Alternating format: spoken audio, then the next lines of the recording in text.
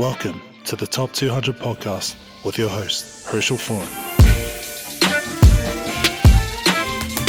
Alright, what's up everybody? It's Herschel Foran from High School Top 200 and welcome you back to the Monday morning meeting. If you're new to this, go sign up for the website, hstop200.com. It's a $5 subscription, monthly subscription. And it will just give you all the rankings and stuff, which will be up soon. The rankings are going to be up soon, but it will give you all the rankings, all the information, news, all that kind of stuff, articles that I write throughout the year as I travel around the country and watch games. And so jump onto hstop200.com, $5 subscription, monthly subscription. So check that out, support and all that kind of stuff. Go into my socials like my TikTok, which is hstop200, as well as my Instagram and also Facebook, which is High School Top 200.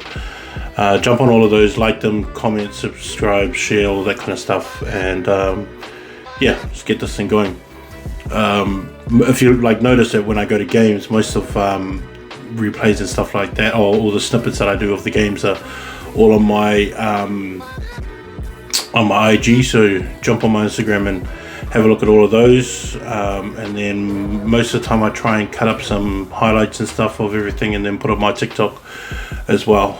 It takes quite a bit to keep up with all of my own socials and do my own articles and stuff like that, but I mean I try and get through it throughout the week. And then yeah, so once the rankings are coming, which I'm still doing, yeah,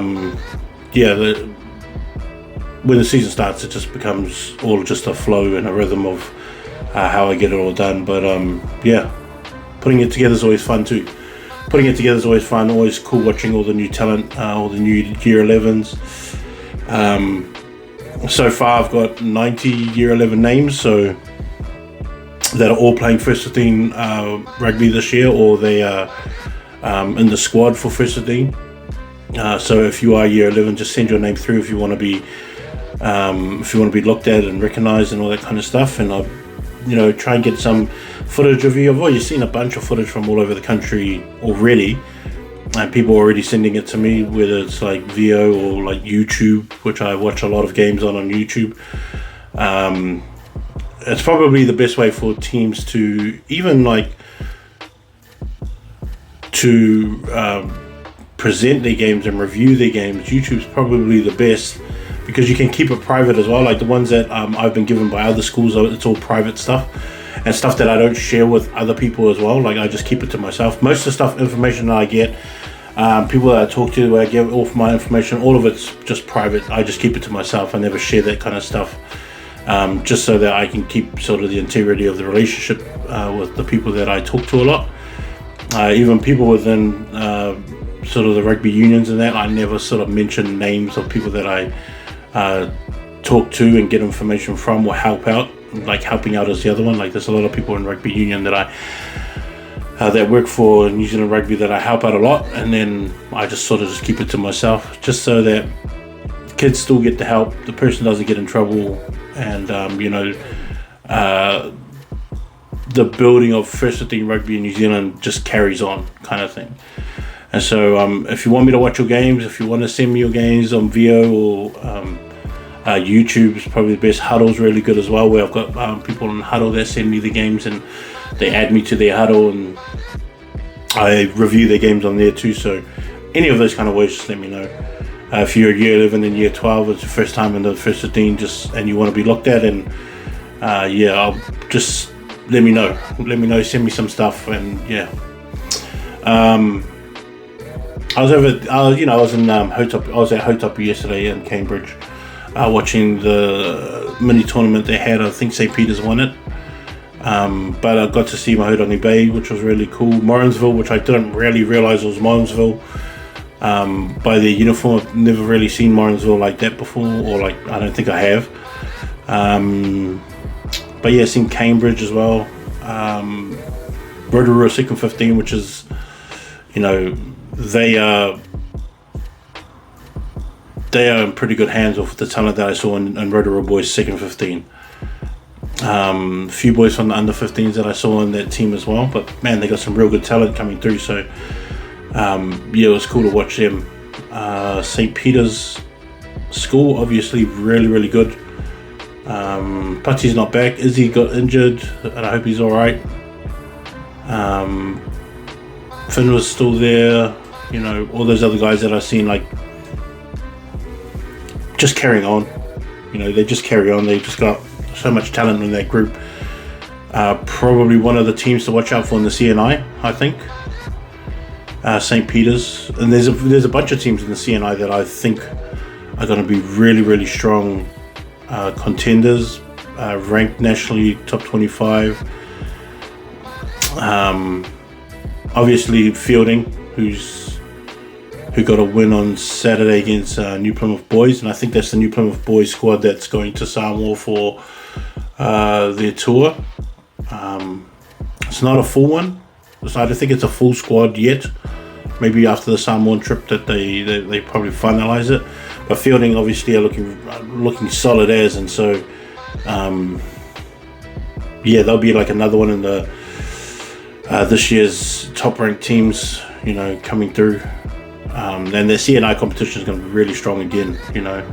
Lindisfarne definitely is going to be one of the top ones in there, and once they put it together with the bunch of guys that they have coming back, they don't lose a lot of guys from last year.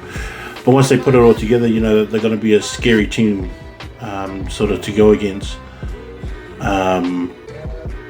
Obviously St. John's, Hamilton, St. Paul's have got a bunch of guys back. Francis Douglas look really good too. But it's gonna be a pretty good tournament for the CNI competition, which I've always kind of advocated for, because I know that mainly private schools, they recruit. They don't have a lot of, and I think that's like one of those things where, like, the private school kids there that are not on scholarship actually do a really good job reaching the level that they need to reach. And I feel like they just need a little bit of help, that's where the scholarship players come into it. But a lot of those guys that are there, not on scholarship, they do really good to lift to that talent level and to compete with everybody else. And I don't think that's something that's spoken about a lot, which probably should be mentioned too, because there are a lot of boys in those first 15s that are not on scholarship. They're just there at school. They're just there everyday life, going to school, and they just happen to love rugby like everybody else, and they just jump in and they do their best. And having those scholarship guys come in and just fill in the gaps where they need that help. I feel like those guys that are there that are not on scholarship do a massive job, and they even make rep teams too. It's not like they're not good players.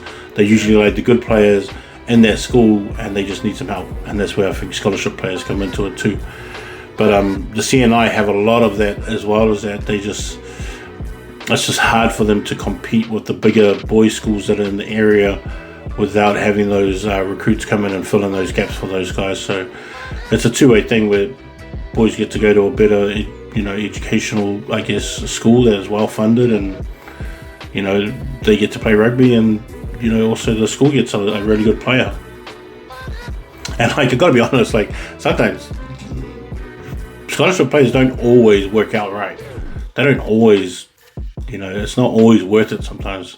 Sometimes players get there and they're just not as good as you thought they were going to be, which is a harsh reality, but that's just kind of how it works sometimes. Even some of these guys that come from the islands, that's why sometimes I'm not always keen on bringing guys from the islands, because we've got guys here at smaller schools that you can just grab them instead of bringing guys from the islands. But just some of those games that I watched yesterday, even the Fielding New Plymouth game, I had a little bit of watch. Going to go into a bit more depth today. Keen to see the St. John's, Tauranga. Any other games that people want to send me, just send it through. So I've more of a, and obviously this goes towards like rankings and like school rankings and player rankings, all that kind of stuff, because it gives me a bigger sense of who the players are and what they can and can't do on the field and what they may need help with, and that's all information I pass on to like people that within the union anyway. But one thing I kind of wanted to like look at, and this is more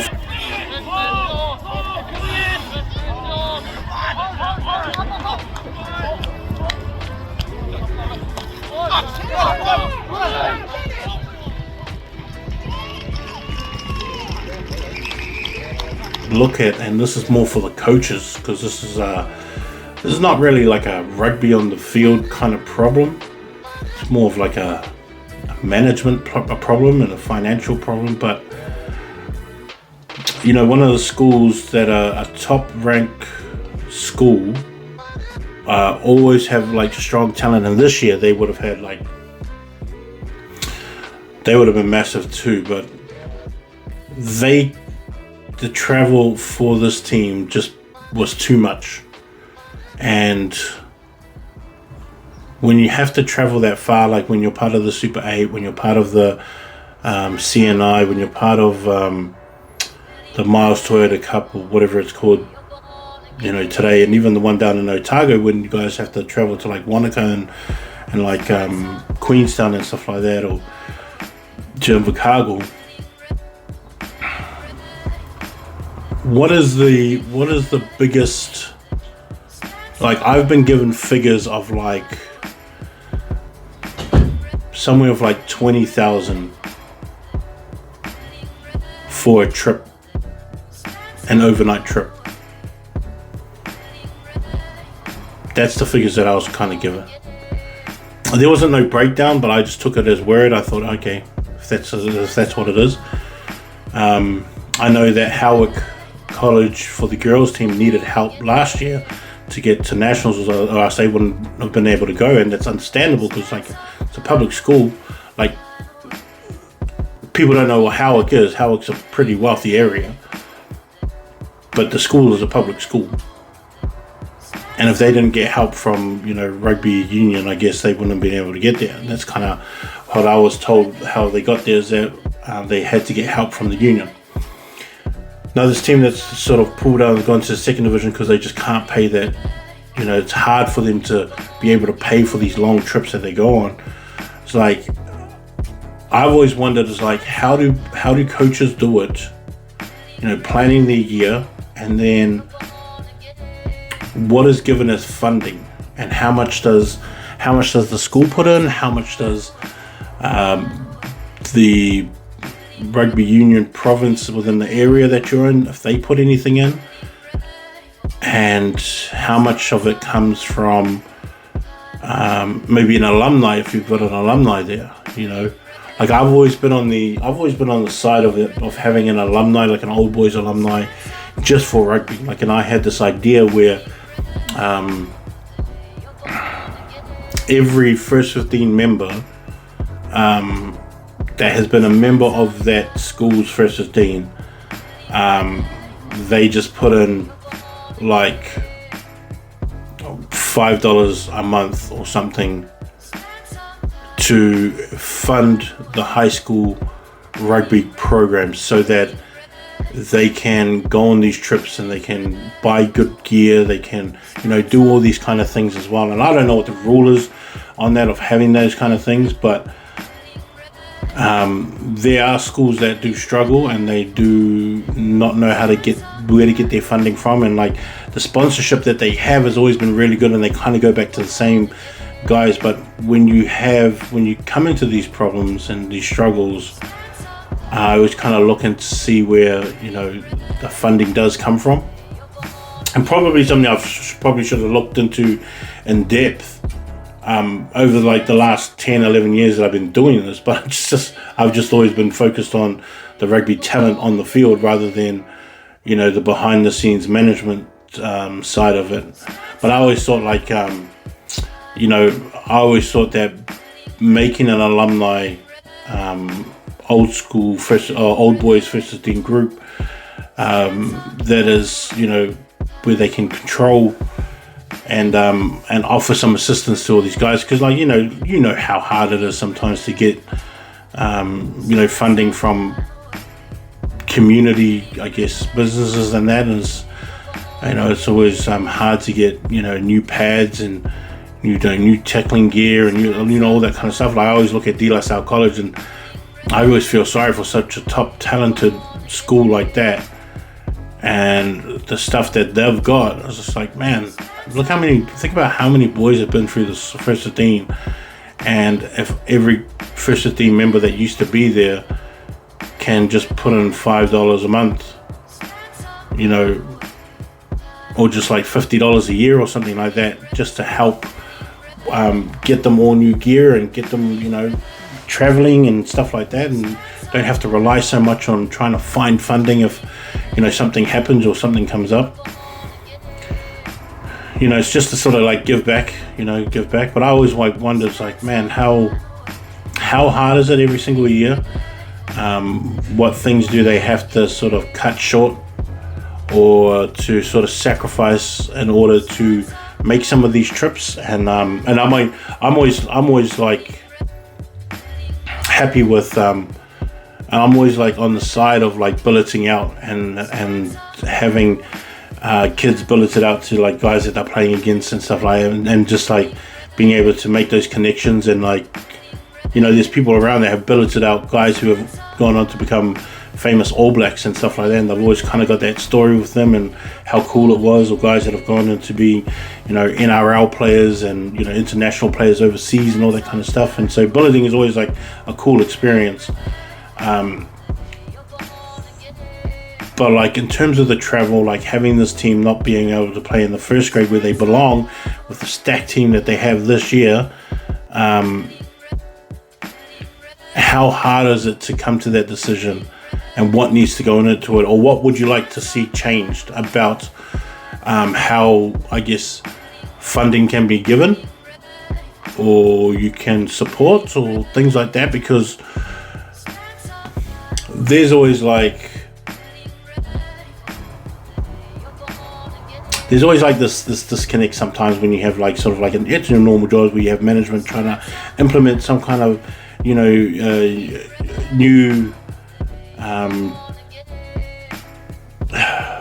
new ways of doing stuff, but when in actuality and in theory it sounds great, but when you have to go out and actually put it through the process, it doesn't work. And there's just a miscommunication of how things are going. I wonder what that miscommunication is in terms of like we want to travel for these games and we want to be a part of this first competition, and so our boys get the best competition they can every single week, but we're missing funding on this, or we should be getting funding for this or whatever. Because like I always looked at it as like, if the province is going to benefit from all these players, or the region is going to benefit from all these players coming from the school, and they help to put in and they fill in all these club spots and even administration and stuff like that, it's just like, isn't that an argument to say that you guys should help out as well and help get these kids playing like the best competition? Or is that just not a thing? Is that just something that's always brought up and spoken about, but no one's even like implemented it at all into like putting it into some kind of practice? Because like I always kind of looked at it, I mean, if you look here in like just Hamilton where I'm from, so many of these teams have a bunch of Hamilton boys players in here. All these teams benefit from a bunch of St. John's guys, a bunch of them from St. Paul's, and all these guys are all from the same pretty much 4 schools. And then they fill in, guys that just come here for university or come on rugby contracts and stuff like that. But majority of this Waikato competition is all full from these, pretty much from these 4 schools that are here. And why wouldn't? And I don't see why the province wouldn't help some of these guys to travel. I'm saying like that in a way that's just like all these schools here are well funded, like St. Paul's, Hamilton Boys, St. John's, and St. Peter's, Cambridge. It's not like they struggle to find funding to do all these things. But then, like in some other areas, it's just not the same. Like I know at a point Hastings was kind of like that, where they just couldn't fund it, and sometimes they might struggle even now. But they have got they actually becoming one of the powerhouses every single year in the country, and a team that becomes feared for the talent they have, even like this year. But if they were in those kind of struggles and they said, hey, we can't pay for this anymore, we're going to have to pull out of the Super 8,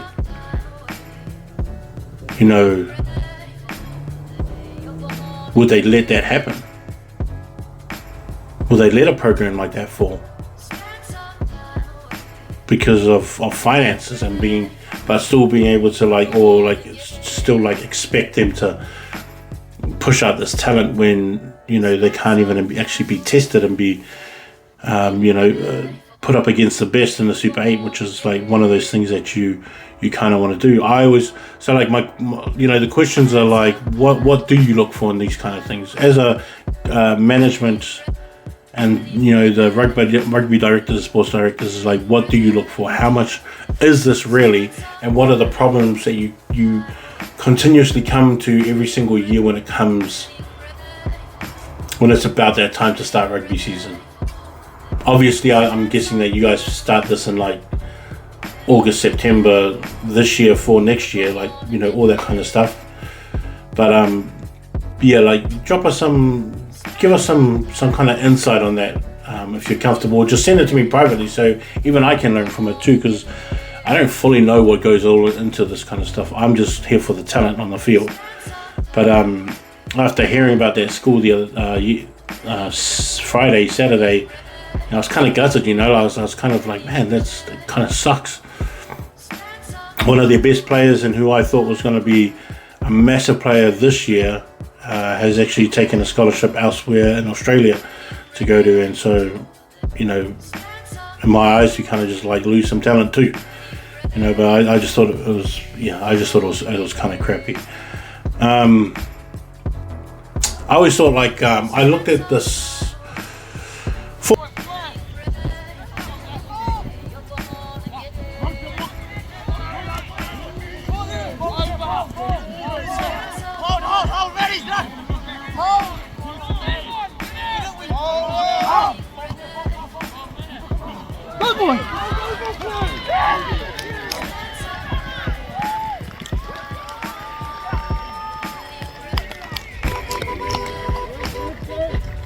This for preseason, I always thought it would be like a cool idea if the 1A and the Super 8 got together and had just like a full day of preseasons. And I thought, man, I always loved going to Taupo to Owen Delaney Park, and I thought, man, what if they had it here? If all those Auckland teams, all the 1A Auckland teams came here and just went against the Super 8 teams. And so I looked at it as if you got the tables from both the year before, and the two number ones who finished at the top of the table, not like who won the competition, but at the top of the tables, all played each other, and you kind of went all the way down to 8. And so the top 8 teams in the 1A would come here and just have a big preseason day at Owen Delaney Park. They have 3 fields. They have 4 fields. But they have 4 fields, and so I was thinking, wouldn't it be a cool thing just to have a full day of this, and to bring a bunch of talent together, have a bunch of scouting together, have a bunch of agents, and a bunch of coaches all come here just to see all these players and help promote the schools as well as all the talent that's there. I was thinking about it this year, and I looked at us, I was thinking, well, who would play who, and what would actually be the outcome? Because we've already seen Hastings and St. Kitts play each other over here at Owen Delaney Park too, and that ended in a draw. And I thought, just judging from those two, that would be a pretty good matchup. But anyways, at the end of the day, if they were to have it this year, St. Kitts and Tauranga boys would play off for the number 1 spot, because those two finished first on the rank on the table when the season finished. Auckland Grammar and Hamilton boys would have played, which they already do in sort of their traditional that they have with the exchange. Kelston boys would have played Napier boys.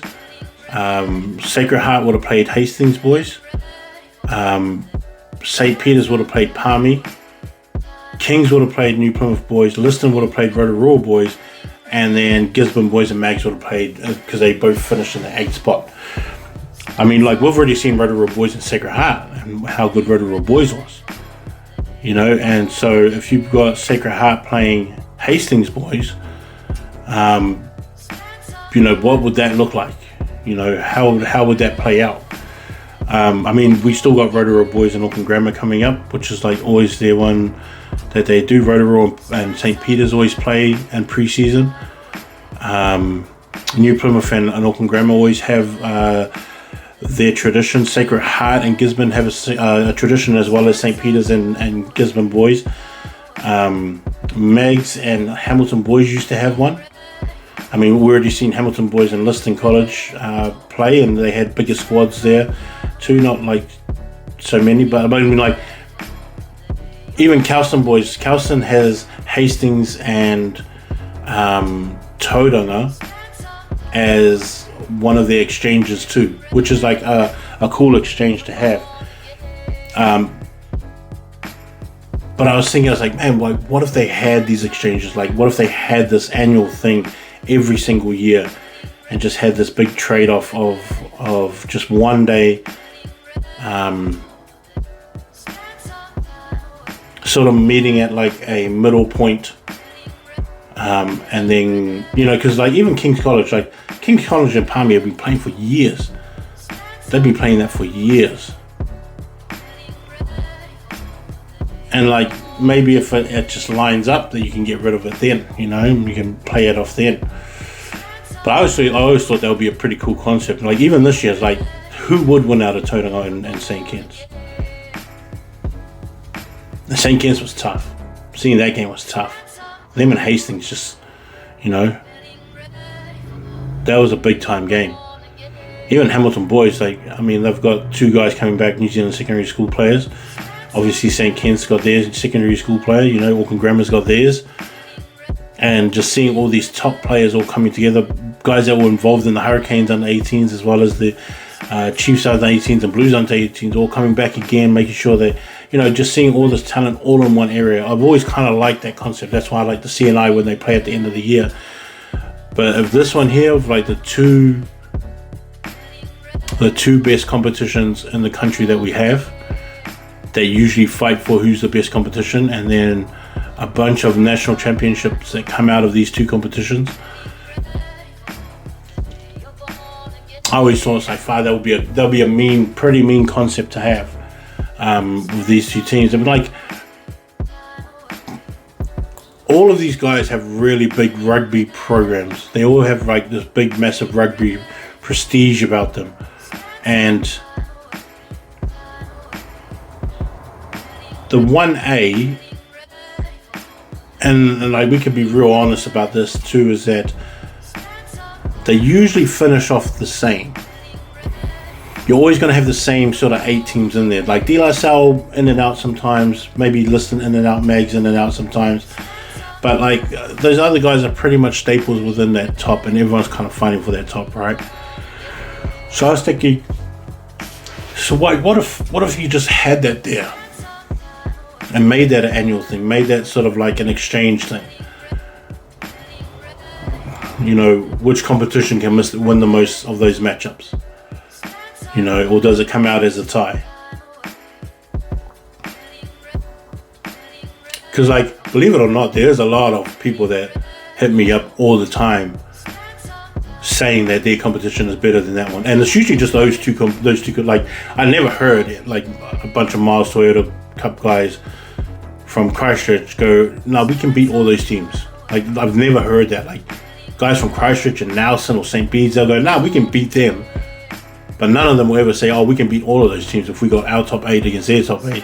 Like, they'll never say that they have better competition. Where Super 8 guys tell me, I was like, "Nah, we don't worry about those fellas." Even the Auckland teams, it's like, of course, Auckland guys would just go, no, we're just better, we're from Auckland. It's pretty much like the reason all the time that they say, it's like, well, we're from Auckland, that's why we'll win. It's just like, yeah, check your blues. That's kind of how I sometimes, it's like, mate, what are you talking about? Just because you're from Auckland doesn't mean you win. I mean, Hamilton boys, they won nationals last year, like, and had probably the most titles out of everybody. But then, like, my thing too is just like, well, what if they just made this as like settlement? Just make this like a settlement thing. Just like, yeah, have this every single year. Have like a trophy for it or whatever, or a shield for it. Put it up and make it an annual thing, because every single game would be tight. Every single game would be a battle. Every single game, you are at least going to have a bunch of future Super 15, future New Zealand secondary schools, future under 20s, all just in that one place at one time. And it's not even a rep game. That's the other thing. It's not even a rep game. These are just some of the, like, most of these schools are going to be ranked in the top 25 this year. Most of these schools. Even Liston, even when I seen Liston up against Hamilton boys this year, and I looked at those guys and I thought, man, this team, they give me the feeling of a top 25 school. And I always look at schools that like, oh, they're missing this, they're missing this, they're missing this, and that kind of doesn't have that feel and that drive. Liston, to me, from what I saw against Hamilton boys, even when Hamilton boys had their stronger team on right at the beginning, Liston weren't far off it. And this is all preseason. And like, Hamilton is going to get better. That's just how they are. But Liston were playing against two New Zealand secondary school players on that team. And from the roster that I've seen, a few of those guys are going to be under 18 Chiefs players. And they might get a New Zealand secondary school player out of another guy that I'm looking at too. But Liston weren't far out of it. So to me, it's just like, well, you're always going to have St. Peter's as being one of the top teams in the country. You're always going to have Kelston as one of the top teams in the country. I even looked at what I saw at Kelston and then looked at what I seen at Liston and thought, I actually think Liston's a better team than Kelston. Kelston were missing some players, but what I saw from Kelston against St. John's and what I saw from Liston against what I saw from Liston against Hamilton boys, I looked at Liston and I thought, oh, I think Liston might be a better team than Kelston boys.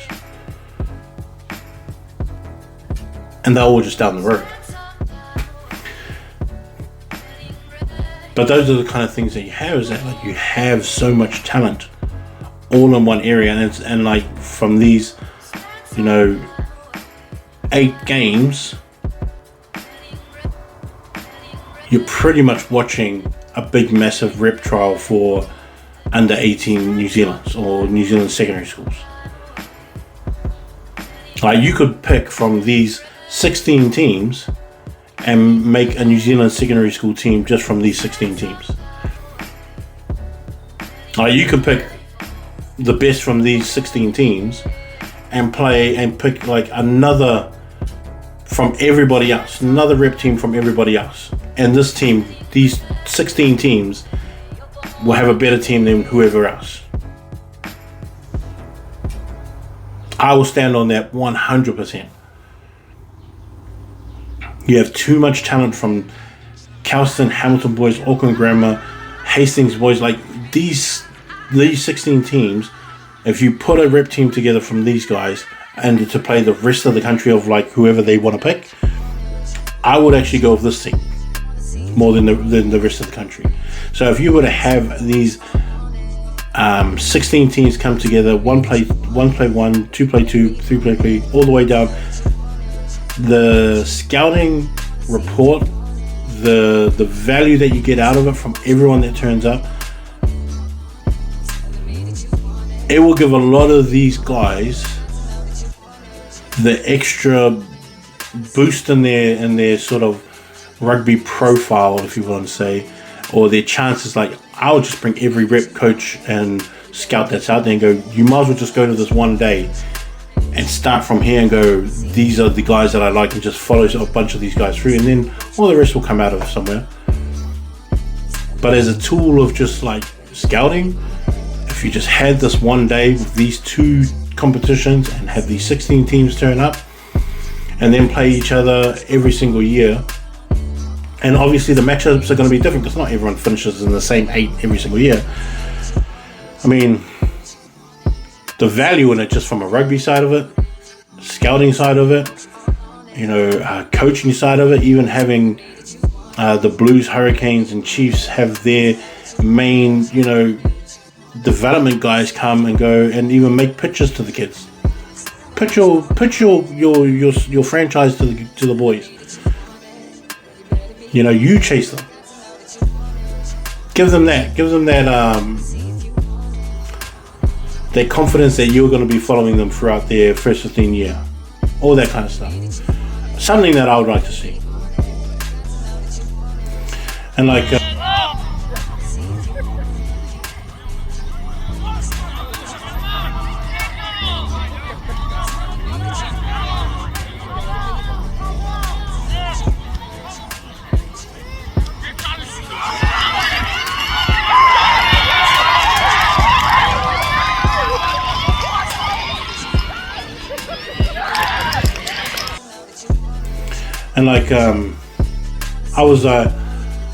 was looking through some of these rosters, right? And I was thinking, man, and I just talked about them too. I just talked about Lindisfarne and how good they are. And to me, Noah Rogers is probably one of the best players in the country this year. And I think he'll be in the running for New Zealand secondary schools. And it's funny too, because I was looking at the guys that are returning back, because I really do believe in this. Perez Marlborough has gone and as their number 8, and he was a massive, piece to that team. Even Hunter Andrews was another one that was a massive piece to the team. But when you looked at some of these guys that are all coming back this year, like Lewis, Henry, and Manuel all coming back in that front row. And remember, Lindisfarne finished 3rd. They even beat St. Paul's Collegiate in the playoff for 3rd and 4th. And I kind of thought, and if you watch the game on YouTube, it's on YouTube. If you watch the game, you kind of got this feeling that St. Paul's was at the end of the year and they just didn't care and they just didn't bring it, and Lindisfarne just took over that game. But Louis, Henry, and Manuel, to me, they're all going to be year 13 next year. They're a solid front row even last year, so seeing them this year is going to be even better. And they have what's his name, Lockie, Swanson, and Fletcher. What's his name? I can't remember. Those two also coming off the bench as well. I'm both going to be year 13, I think. Or was Fletcher year 12 this year? But anyways, for their front row, they're going to have 5 guys who can fill in that have already played a full year of first 15. Some of them have played 2 years of first 15 already. And I feel like they can match up front enough in a competition like the CNI, and then even if they were to play some of these guys like Hastings and Napier, I feel like they can match up just in that front row. Manuel's a big, massive dude. Oval Hailala. Manuel's too big. Henry Thompson's too big. Louis just they're just, and even around the field, they're great at taking up the ball. They're great at offering their support, being the first guys to clean out, all that kind of stuff. They do all that kind of stuff. Even Charlie East, who was a lock last year as a year 11, I thought was awesome. I thought he was really, really good, and didn't even know he was year 11. But he's that good, and I think I have a feeling that they're going to move him into maybe a number 6, because he is pretty, pretty durable in that way, and has a lot of agility, and he can play like a blindside position, and Charlie, I think Sism is his last name, or Sism or Sism or something like that. Anyway, he was open side and he should be back. He'll be open side again, and he's just like another guy. So like all these guys, I think in that forward pack are going to be established enough to make sure that they present their dominance in the game, as well as when the bench clears out and they have all these reinforcements come through, that when they have some of these tight games, they're going to be okay in that tight five. And I feel like Lindisfarne is going to play way above what the expectation is of what guys think that Lindisfarne is. And I mean, Angus Scott and Will Baines will be back, and they will both be that 9 and 10 pairing that have already played 2 years already of first team rugby, come in again and just implement that same kind of pressure, that same kind of speed in the game, knowing the field a bit more, being able to control, I guess, not just tempo but also predict where people are coming from, where people are going, the forwards that they've already gotten to know over the last year. And then like if you see Angus play, like he's like a really patient player, which sometimes can get out of get away from some of these players that want to push too much, or maybe want to rush it a bit more, that they can rush it themselves but their teammates are too far behind. To me, I feel like if Angus wanted to rush it, Angus will be able to rush it, and these guys will be able to keep up, and then just let Will, do his thing from first five. And plus, when you got someone like Noah Rogers as second five, you have that confidence. It's just like, oh shoot, let's get out of this, let's give it to Noah, see what he comes up with, and then we'll just back him up and then reset again. And then like, I think that the perfect situation that these guys have is that they have Leo Kirkland, Reed Palmer, and then Te Awarangi Pene, and those three, all year 11s, they're all year 11s last year, or they're all going to be year 12s. I hope I can see them moving. I think Leo could play in centre, but I kind of wish and hope that they leave all of them as back three and have all three of those guys. Te Awarangi, because Te Awarangi can also play first five, but I like the fact that he can attack from the back, play with all the space that he's got, and he doesn't make bad decisions, which is like the best thing coming from a year 11 kid. Doesn't make bad decisions, doesn't, he doesn't get panicked too much. He takes a lot of things under pressure, and he really involves Reed and Leo on the wing and gives them that opportunity as well. And like sometimes I feel like fullbacks get a bit too greedy with the opportunities that they have to get the ball so many times and have as many runs, where he's got two massive attacking explosive guys, and like Leo and Reed aren't like real big massive wingers, but explosive wise, real explosive, and you can't let them get that 10 steps. Even 5 is a little bit too much. If your line hasn't moved up on them and they've had so much time to build up that speed, like they're going to be gone. They're going to be gone, and they run with swivel, and they just run angles really well. That I think Te Awarangi plays on it a bit, where I know that if they put up bombs, Reed and Leo are going to jump for it. They're going to go in there, they're going to attack, they're going to put so much pressure, and I think the fact that they have that kind of attacking ability to do all those kind of attacks that they need, whether it's chip and chase, whether it's kick downfield, shut down on defense, running it back, all those kind of things. All three of these players, all being year 12 this year, all playing last year together, these three are just going to be massive. And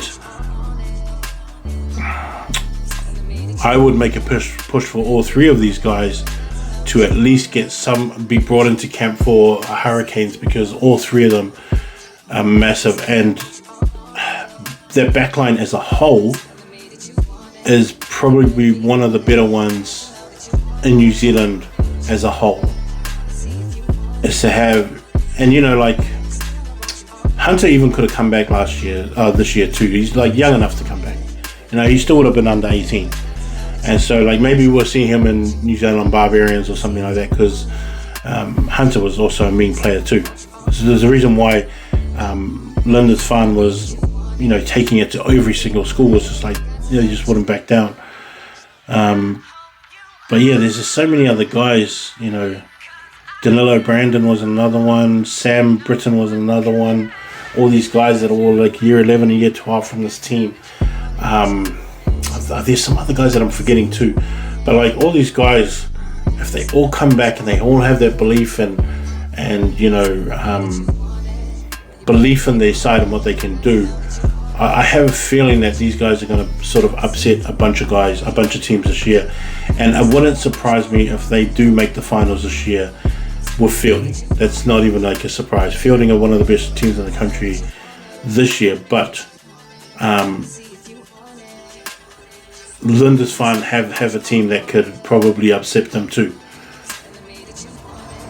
And I didn't find out what the score against Palmy was. It wasn't a full Palmy team, but I know that they were playing yesterday. Yeah.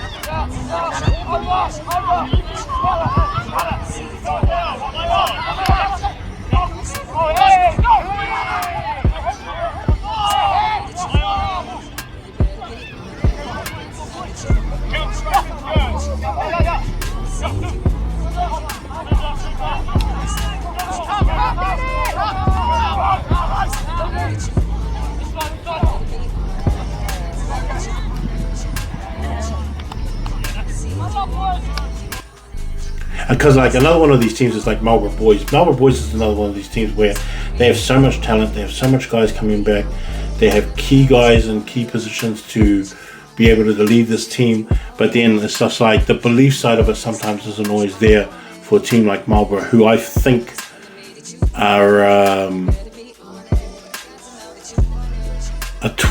they're a top 25 kind of team. I have a feeling that they might be a bit better than Nelson this year, who have lost a lot of players and had to fill in a lot of space, a lot of slots with I think they only had 6 guys returning back from last year. I think that they're better than St. Bede's team. I think that they are sort of on par with St. Thomas, who have got a lot of talent coming back, as well as Christchurch Boys and Christs. But I can see Marlborough being in the top 4 this year for that Miles Toyota, and it wouldn't surprise me if they won the competition too.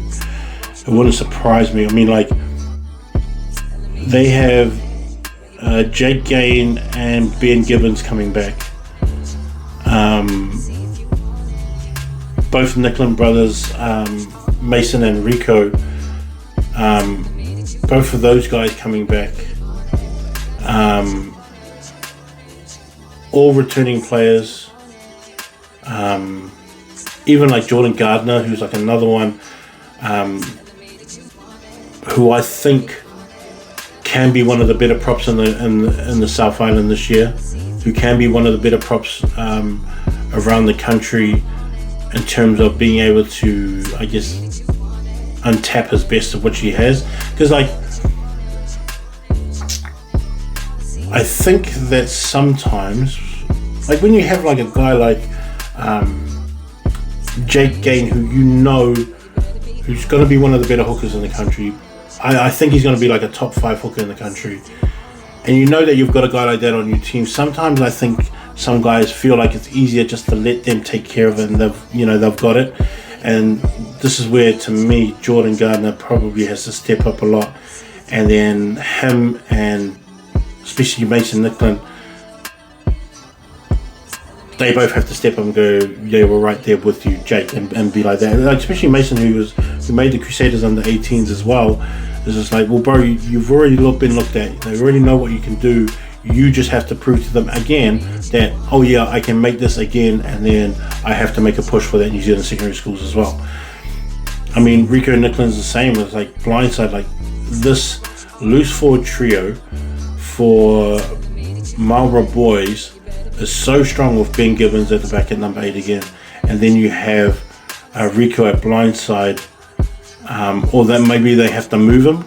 They'll have to move him or move somebody. I mean, like they have who was it that what was his name? It was one of those Muni Tuttle brothers, Brooklyn or Tyler, who I think could maybe jump in there as well. And maybe do something, or have Tom Robinson jump in there at blindside, and then have Rico go to 7. Have something like that. But I mean, this Marlborough boys side is so good, especially this forward pack is so good. Even Luke Zilwood coming off the bench, like, yeah, why wouldn't you? I mean, you got Finn Neal at lock, you got Luke Petrie as well as the other lock. That's why I say that, like, Tom Robinson could go up into blindside and then push over Rico, and then you'll have like a solid forward pack as well as a solid loose trio. I don't know why, like they just have to have that belief. Andrew Erasmus is another one at fullback. Whether he plays fullback or first 5 is like one thing I've been like thinking about as well, because they also have Josh Flynn at first 5 who can play first 5. Obviously Harley Hibbert is another one that will be back. AJ is back at halfback as well. Kyan Markroft is the other one. I think is coming back. Hold on, there's somebody else that's I think I'm missing. Let me have a look.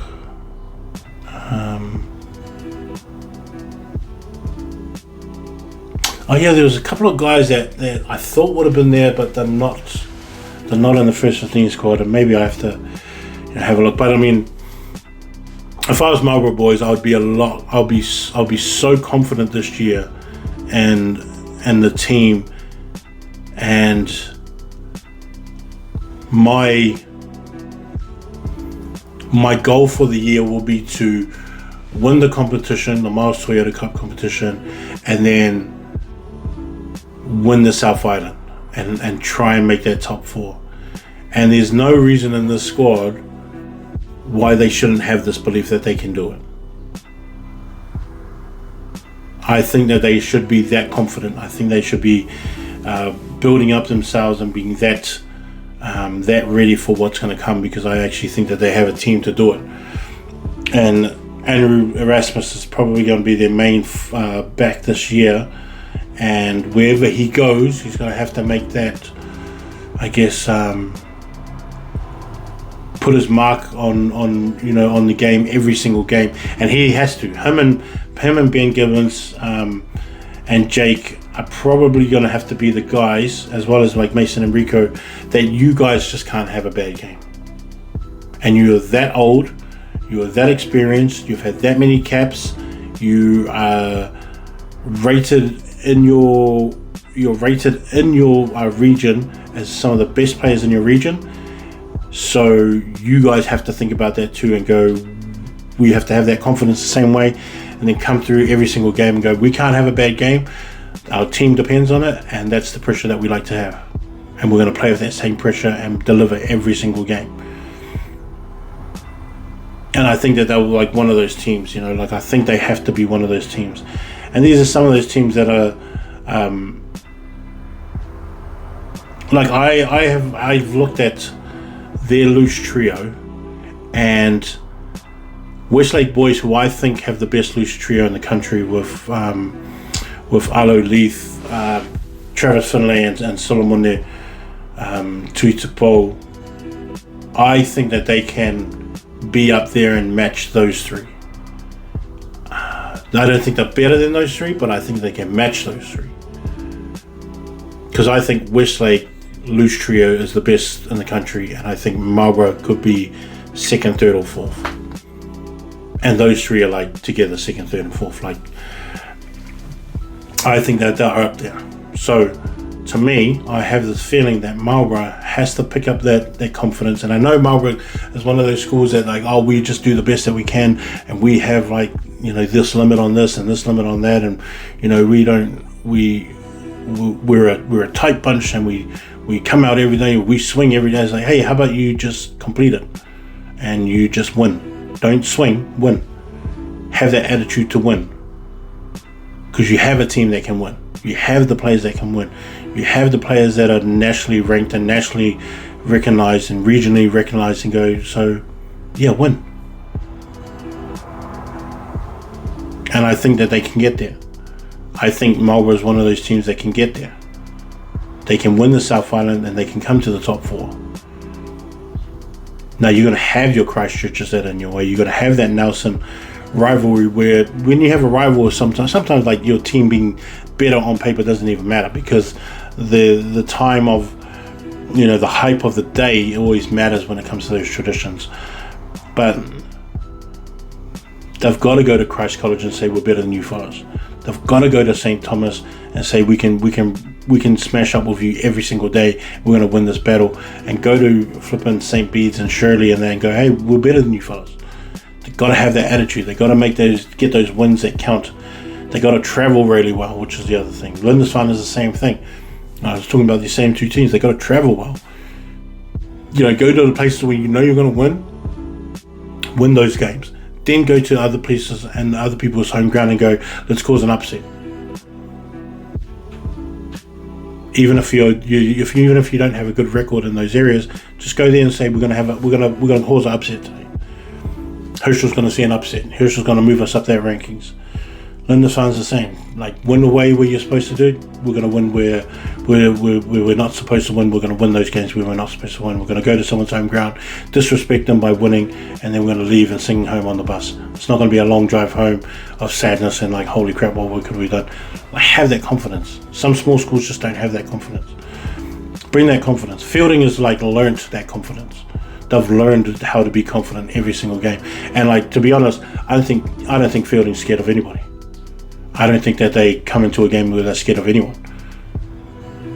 Because now they're in that position where it's like, nah, like, we've done this before. We've seen all you big guys before and be like, whatever. We've got our own big guys now. Because Fielding is one of those schools that, to me, is just like, if you want to, especially for Aucklanders, like, if you want to get out and you want to go to a place that's different, that has great rugby, great education, go to Fielding. Find out how to get to Fielding. Islander players that leave Auckland, that go to Fielding, you just have you're in a better position to make something of it. You have a better position to make rep teams, to be in a different environment, to change the way you've been when you've been at home.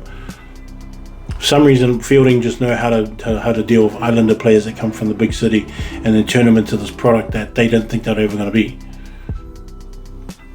So if there's a place that you'd probably want to go, Fielding would be that place. Anyways, we're going to come up to ranking soon. Once the first competition game starts, that's when the rankings start that same week. So if you're playing that week and you're still playing your preseason, it counts as part of being that, because the first competition has started. First school competition. And I think this year it's might be North Harbour, I think. I've got to double check that. Anyways, I'm Herschel from High School Top 200. Love you all. Peace. Later, Bolt.